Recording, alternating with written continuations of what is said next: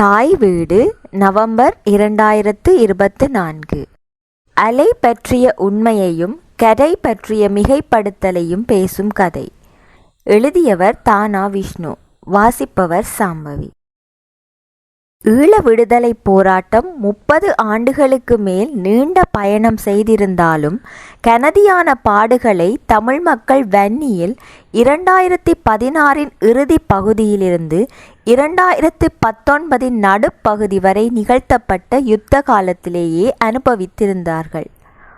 30 வருடங்களாக இராணுவத்தின் இனவழிப்பு, கொலைகள், கற்பழிப்பு, காணாமல் ஆக்கப்படுதல் போன்ற துயரங்களையும் தாண்டி விடுதலை போராட்டத்தினை ஆயுத வழியில் முன்னெடுத்த குழுக்களுக்கிடையிலான மோதல், சகோதர படுகொலைகள், புத்திஜீவிகள் கொல்லப்படுதல், ஒவ்வொரு ஆயுத குழுக்களின் ஆதரவாளர்களும் மாறி மாறி கொல்லப்படுதல், காணாமல் ஆக்கப்படுதல் என தமிழ் மக்கள் அனுபவித்த துன்பங்களும் துயரங்களும் மிக நீண்டவை. ஆனால் இதனையும் தாண்டிய நெருக்கடிகளை, துயரங்களை, அடக்குமுறைகளை தமிழ் மக்களில் குறிக்கப்பட்ட ஒரு பகுதியினர் வன்னியின் யுத்த நிலத்தில் அனுபவிக்க நிர்பந்திக்கப்பட்டிருந்தனர். இவ்வாறு பாடுகளையும் நெருக்கடிகளையும் அனுபவித்து வாழ்ந்து மீண்ட மக்களின் மன வடுக்கள் எத்தனை யுகம் கடந்தாலும் மறக்கவோ மறக்கடிக்கப்படவோ முடியாதவை. அவர்கள் அதனை குறித்த 3 வருடகால எல்லைக்குள் வாழ்க்கையாக வாழ்ந்து மீண்டவர்கள்.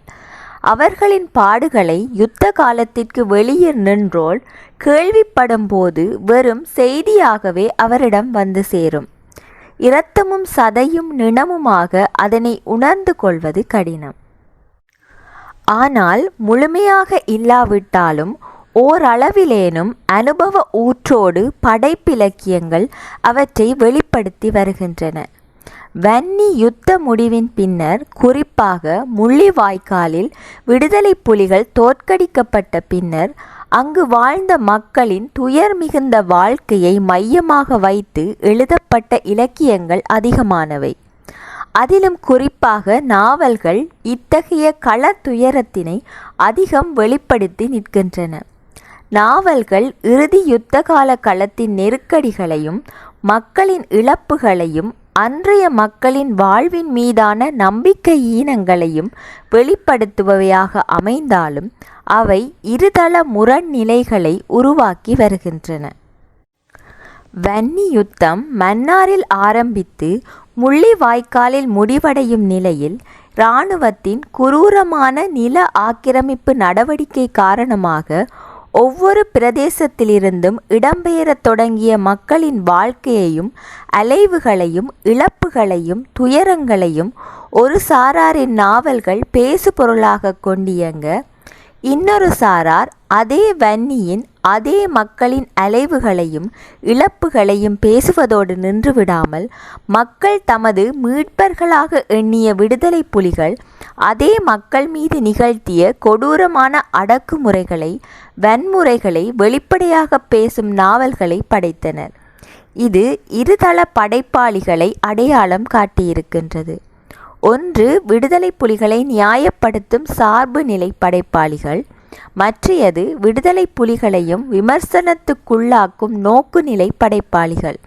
இத்தகைய சார்பு நிலை படைப்பாளிகள் ஒருவரை ஒருவர் நிராகரிக்கவும் விமர்சனத்துக்குள்ளாக்கவும் தம் சார்பு நிலைக்குரியவர்களின் படைப்புகளை ஏற்றுக்கொள்ளவுமான நியாயங்களோடு இயங்குகின்றனர். யுத்த நிலப்பரப்பில் இராணுவத்தின் நேரடியான ஆளுகைக்கு உட்படாத மக்கள் அவர்களின் எறிகணைக்கும் துப்பாக்கி சன்னங்களுக்கும் விமான தாக்குதல்களுக்கும் ஈடு கொடுக்க முடியாமல் அலையவும், கோரமாக இறந்து போகவும், உறவுகளை கண்முன்னே இழந்து போகவும், மன ரீதியான பாதிப்புக்கு உள்ளாகவுமான கொடூரங்களை எதிர்கொண்டனர். அதேவேளை விடுதலை புலிகளின் நேரடியான ஆளுகைக்கு உட்பட்டிருந்த அதே மக்கள் அவர்களால் மேற்கொள்ளப்பட்ட கட்டாய ஆட்சேர்ப்பு, அதனை எதிர்த்து நின்ற உறவுகள் மீதான வன்முறைகள், கொலைகள், முன்னாள் போராளிகளை குடும்பத்திலிருந்து பிரித்து வலுக்கட்டாயமாக களமுனைக்கு கொண்டு செல்லுதல் போன்ற பல நெருக்கடியான செயற்பாடுகளால் மன ரீதியாக பாதிப்புக்குள்ளாகினர். இத்தகைய பேசு பொருளை மையமாக கொண்டு அதிகமான நாவல்கள் ஈழத்திலும் புலம்பெயர் தேசத்திலும் எழுதப்பட்டு வந்துள்ளன. இத்தளத்தில் இயங்கும் நாவல்களில் ஒன்றுதான் அண்மையில் வெளிவந்த அலெக்ஸ் பரந்தாமனின் கடல் அலைகளை மேவிய கதை.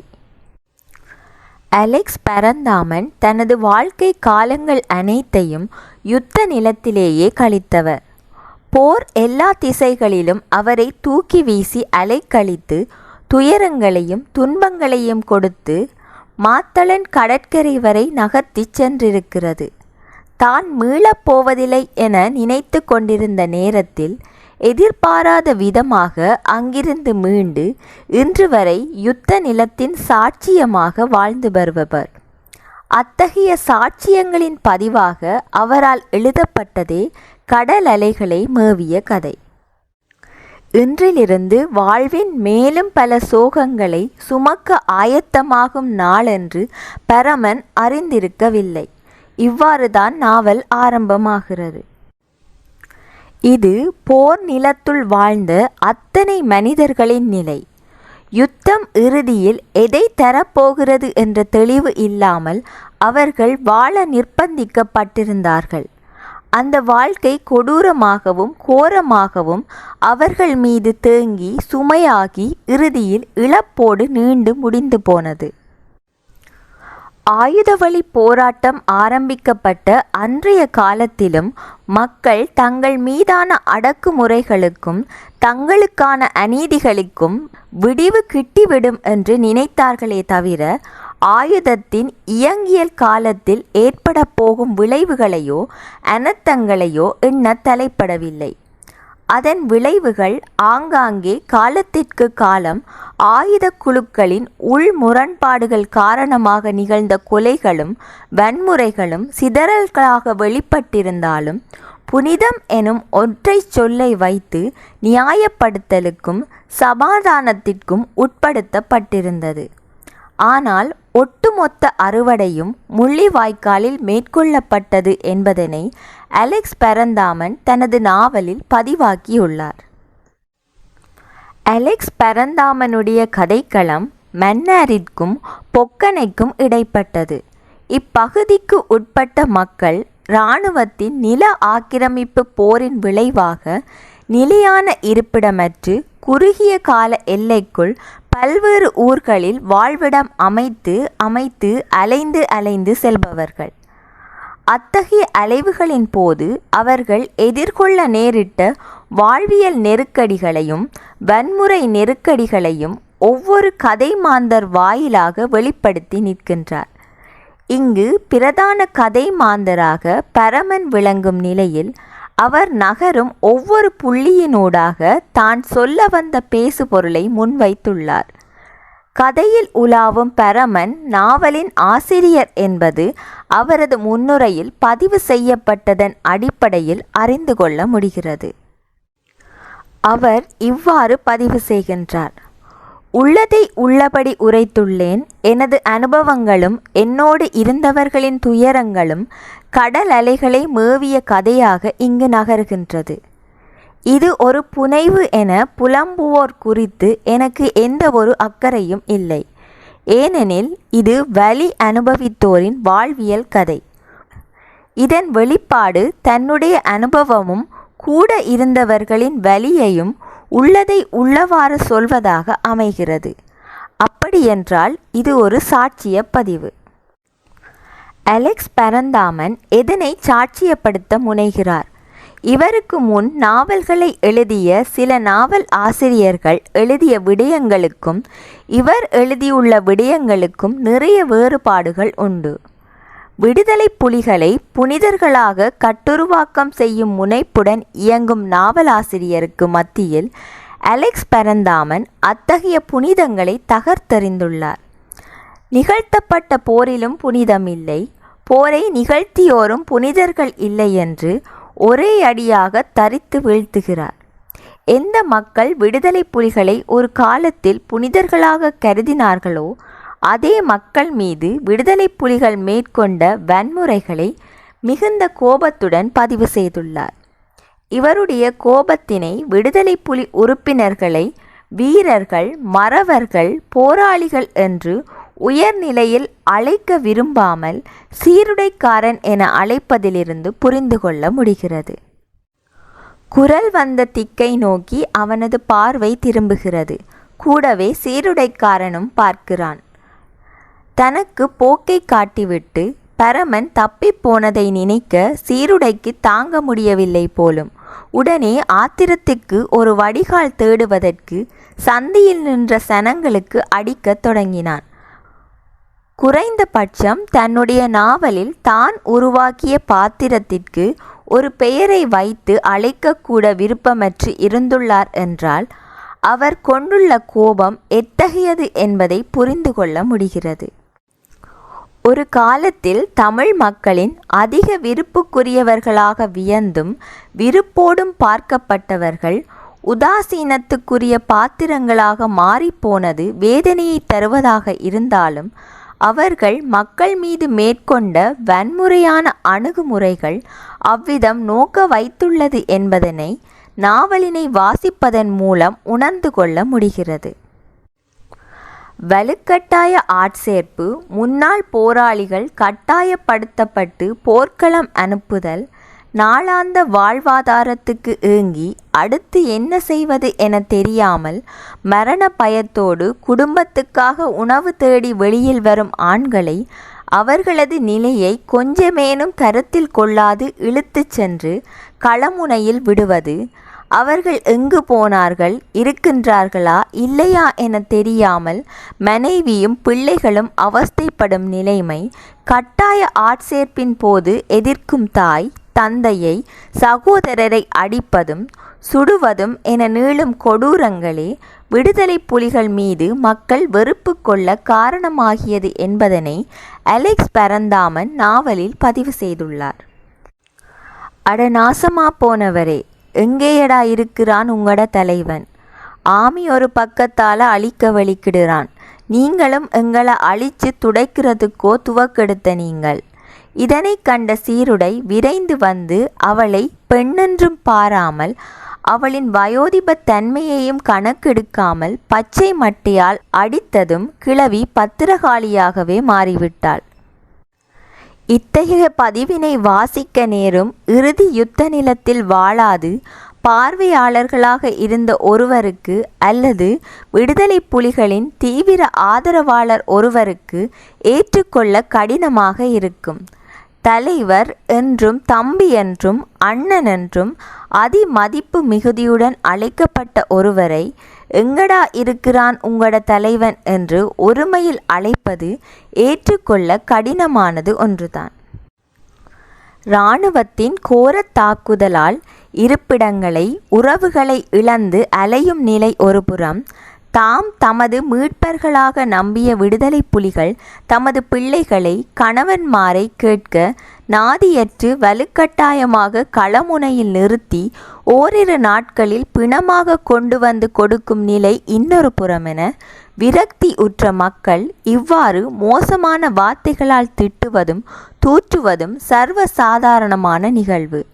இதனால் ஏற்பட போகும் பின்விளைவுகள், ஆபத்துகள் பற்றி சிந்திக்கும் ஆற்றலை மூளை இழந்து விடுவதும் அனுபவத்துக்குரியது.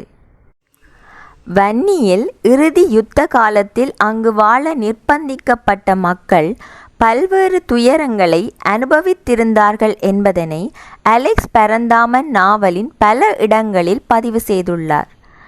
இடப்பெயர்வு, உணவுக்கு கஷ்டப்படுதல், பிறரிடம் கையேந்தி நிற்கும் நிலை, மானவெட்கம் என்பவற்றினை முள்ளிவாய்க்கால் கடலுக்குள் கலற்றிவிட்டு கரையில் பல பேரும் பார்க்க மலம் கழிக்கும் துர்ப்பாக்கியமான வாழ்க்கை, மருத்துவ வசதியின்மை, மருத்துவமனை மீதான கொடூர தாக்குதல் போன்ற பல துயரங்கள் இவரின் நாவலெங்கும் விரவி காணப்படுகின்றன. துன்பங்களையும் துயரங்களையும் பதிவு செய்வதுதான் நாவல் ஆசிரியரின் வேலையா? ஒரு மக்கள் குழுமத்தின் வாழ்வியலை பதிவு செய்தல் வேண்டும். அதனை நாவலில் உலாவிடும் பாத்திரங்கள், பதிவு செய்யப்படும் புறச்சூழல் என்பவற்றின் மூலம் இயல்பாக கொண்டு வருதல் வேண்டும். அலெக்ஸ் பரந்தாமன் விடுதலை புலிகள் யுத்த காலத்தில் அங்கு வாழ நிர்பந்திக்கப்பட்ட மக்கள் மீது பிரயோகித்த அனைத்து அடக்குமுறைகளையும் கொடுமைகளையும் முழுமையாக இந்நாவலில் சொல்லிவிட வேண்டும் என்ற எண்ணத்துடன் செயற்பட்டுள்ளார். இது நாவலின் முழுமைத்தன்மையில் சிதைவினை ஏற்படுத்தி விடுகிறது. அவர் தான் உருவாக்கிய அனைத்து கதாபாத்திரங்கள் மூலமும் விடுதலை புலிகள் தவறானவர்கள், போராட்டம் தவறானது என்று சொல்வதிலேயே முனைப்பு கொண்டு இயங்கியுள்ளார். உண்மையை நிச்சயமாக மறைக்க முடியாது.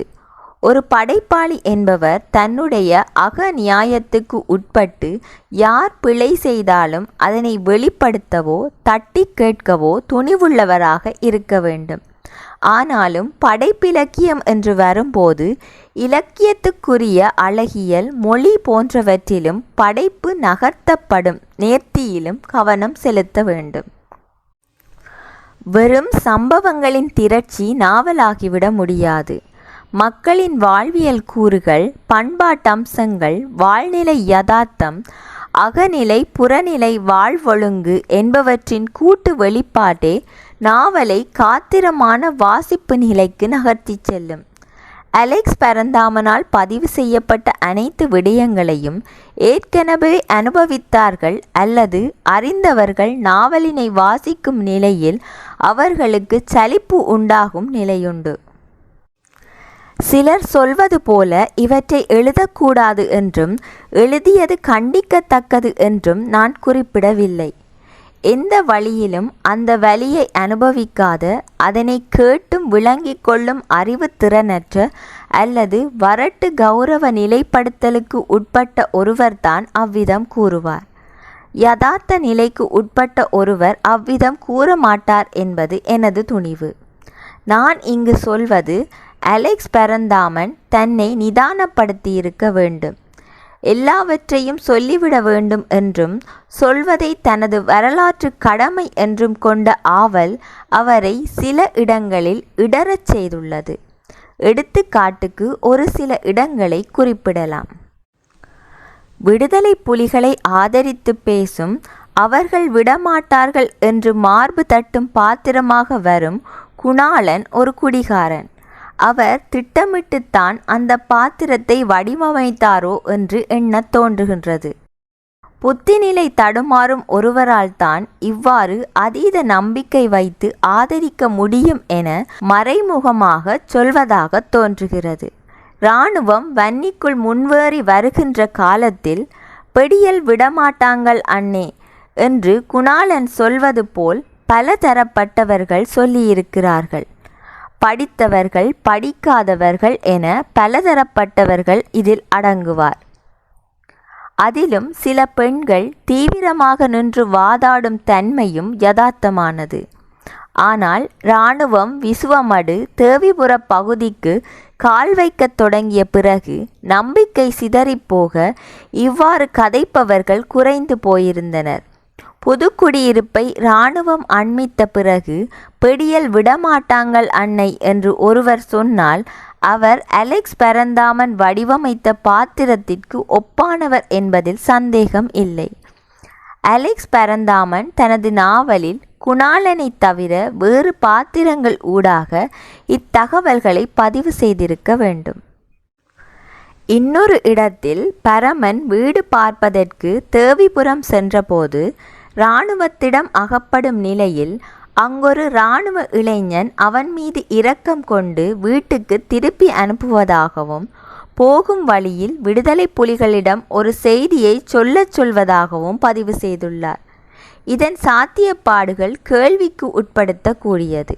இராணுவ இளைஞன் பற்றிய பதிவு விடுதலை புலிகளையும் விட இராணுவத்தினர் நல்லவர்கள் என்பது போன்ற தோற்றத்தினை ஏற்படுத்துகின்றது. தனது சுயநலத்திற்காகவும் சுகபோலக வாழ்க்கைக்காகவும் காட்டிக் கொடுப்பவனாக அந்த இராணுவ இளைஞன் இருக்கவில்லை என்பதனையும், சற்று முன்பு நாங்களும் பிள்ளை குட்டிக்காரர்கள்தான், எங்களுக்கும் மனிதம் என்ற ஒன்று இருக்கு என அந்த இளைஞன் கண்கலங்கிய நிலையில் கூறியதையும் பரமன் நினைத்து பார்த்ததோடு, நீளும் வரிகள் இத்தனை கால காட்டி கொடுப்புகளையும் தமிழ் மக்கள் மீது இராணுவம் மேற்கொண்ட கொலை வெறிகளையும் நியாயப்படுத்துவது போன்ற தோற்றத்தை தருகின்றது.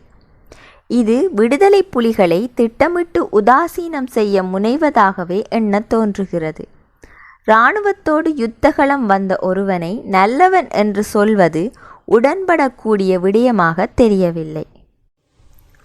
மக்கள் நம்பிய விடுதலை புலிகள் மக்களோடு மிக மோசமாக நடந்து கொண்டார்கள் என்பதற்கு இன அழிப்பை கொடூரத்தனத்தோடு மேற்கொண்ட இராணுவத்தினரை புனிதர்களாக சித்தரிப்பது மிகைப்படுத்தப்பட்ட ஒன்று. வரலாற்றை தவறாக்கியவர்களின் வரலாற்றை தவறாக சித்தரிப்பது வரலாற்றில் தான் செய்யும் வரலாற்று தவறென அலெக்ஸ் பரந்தாமன் நினைத்து செயற்பட்டிருந்தால் மேற்குறிப்பிடப்பட்ட பதிவுகளை மேற்கொள்ளும் போது கூடுதல் அவதானிப்புடன் செயற்பட்டிருக்கலாம். இத்தகைய இடங்கள் வாசகரிடம் நாவல் மீதான நம்பிக்கை இழப்பினை ஏற்படுத்தும் சாத்தியங்களை அதிகப்படுத்தும். அலெக்ஸ் பரந்தாமன் தன்னுடைய அனுபவத்தினையே பதிவு செய்துள்ளதாக சொல்கிறார். வன்னியின் இறுதிக்கள யதார்த்தம் நாவலை வாசிக்கும் போது காட்சியாக விரிகிறது. ஆனால் படைப்பு மனத்தினை அவர் இன்னும் நிதானப்படுத்தி இருந்தால் உயிர்ப்பு மிக்க நாவலாக கடல் அலைகளை மேவிய கதை உருப்பெற்றிருக்கக்கூடிய வாய்ப்புகள் அதிகம் என்பது என்னுடைய வாசிப்பு அனுபவமாக அமைகிறது.